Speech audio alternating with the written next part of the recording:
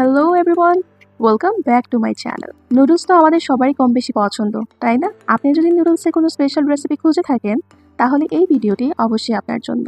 আজকে আমি শেয়ার করতে যাচ্ছি spicy chilli garlic noodles recipe. এটা যদি একবার ট্রাই না করে থাকেন তাহলে কিন্তু অনেক ইয়াম্মি একটা জিনিস জীবনে মিস করে ফেলবেন। তো চলুন আর দেরি না করে রেসিপিটি দেখে আসি। চিলি গার্লিক নুডলস তৈরি করার জন্য প্রথমে আমাদেরকে একটা সস প্রিপেয়ার করতে হবে। সসটা প্রিপেয়ার করার জন্য আমি একটা ছোট বাটি নিয়েছি। এতে দিয়ে দিলাম 2 টিস্পুনের মতো সয়া সস, 1 টেবিল স্পুনের মতো টমেটো কেচাপ, 1 টিস্পুন দিয়েছি চিনি এবং হাফ টিস্পুন দিয়েছি লেমন জুস। এখন সবকিছু একটা চামচ দিয়ে নেড়ে ভালোভাবে মিক্স করে নিব। আর মিক্স করা শেষ হয়ে গেলে দিয়ে দিব 2 টেবিল চামচ পরিমাণ পানি। এটা কিন্তু আমাদের একটা স্পেশাল সস। এই সসটা মিক্স করে কিন্তু এখন আমি রেখে দিব।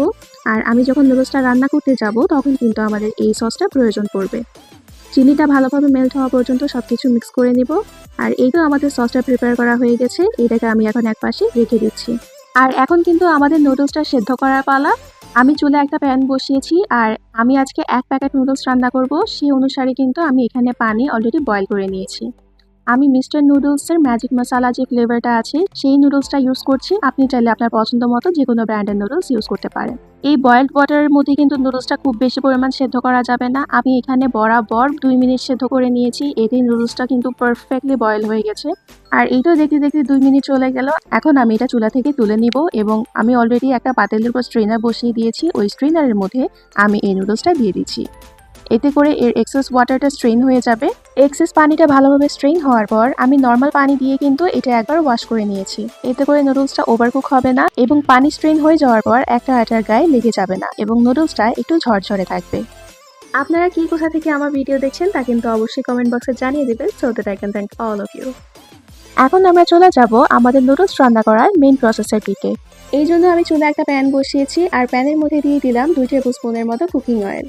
তেলটা একটু গরম হয়ে আসলে এখন আমি দিয়ে দিচ্ছি আমাদের মোস্ট ইম্পর্টেন্ট ইনগ্রেডিয়েন্ট, যা হলো রসুন। আমি এখানে 2 থেকে 3 কোয়া রসুন একেবারে মিহি করে গ্রেট করে নিয়েছি। আর এখানে 1 টেবিল স্পুনের মতো রসুন কুচি হয়েছে। এখন দিয়ে দিলাম 1 টেবিল স্পুন পরিমাণ কাঁচামরিচ কুচি। তেলের উপর কাঁচামরিচ এবং রসুনটা খুব ভালোভাবে ফ্রাই করে নিব যতক্ষণ না পর্যন্ত রসুনের খুব সুন্দর একটা স্মেল বের হয়ে আসে। আর এই সময় আমাদের চুলার টেম্পারেচার মিডিয়াম থাকবে। 1 প্যাকেট নুডলস রান্না করার জন্য রসুনের এই পরিমাণটা একেবারে পারফেক্ট। তবে মরিচের পরিমাণটা আপনি চাইলে বাড়িয়ে কমিয়ে দিতে পারেন। আপনি যদি এক্সট্রিমলি স্পাইস লাভার হন তাহলে কিন্তু এখানে আপনি চাইলে 2 টেবিল স্পুন পরিমাণে মরিচ ইউজ করতে পারেন। এখন আমি দিয়ে দিচ্ছি 1 টেবিল স্পুন পরিমাণ চিলি ফ্লেক্স। চিলি ফ্লেক্সটাও আপনি চাইলে আপনার স্বাদ অনুসারে বাড়িয়ে কমিয়ে দিতে পারেন। সবগুলো ইনগ্রেডিয়েন্ট আমি তেলের উপরে খুব ভালোভাবে ভেজে নিয়েছি আর এগুলো থেকে কিন্তু খুব সুন্দর একটা স্মেলও বের হয়ে এসেছে। মোটামুটি 2-3 মিনিট ভাজার পরেই কিন্তু আমি চুলার টেম্পারেচারটা আগে থেকে একটু লো করে দিয়েছি। আর এখন দিয়ে দিব আমাদের আগে থেকে প্রিপেয়ার করে রাখা সেই স্পেশাল সসটা। সসটা দিয়ে দেওয়ার পর বাকি সব ইনগ্রেডিয়েন্টের সাথে নেড়ে চেড়ে ভালোভাবে মিক্স করে নিব। মোটামুটি 2 থেকে 3 মিনিট ভেজে নেওয়ার পর আমরা দিয়ে দিব নুডলসের সাথে যে এক্সট্রা করে মশলাটা দেওয়া থাকে সেইটা।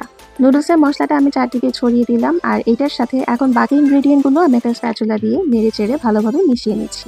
আমি কিন্তু হালকা একটু লবণও ব্যবহার করেছি, প্রায় 1 চিমটি পরিমাণ।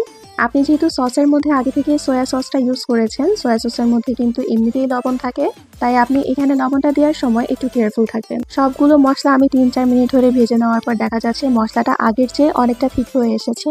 আর এই মোমেন্টে আমি দিয়ে দিব আমাদের সেদ্ধ করে রাখা নুডলসটা। এখন কিন্তু আমাদের ইম্পর্টেন্ট কোনো কাজ নেই, জাস্ট নুডলসের সাথে বাকি মশলাগুলো খুব ভালোভাবে নেড়ে চেড়ে মিশিয়ে নিতে হবে।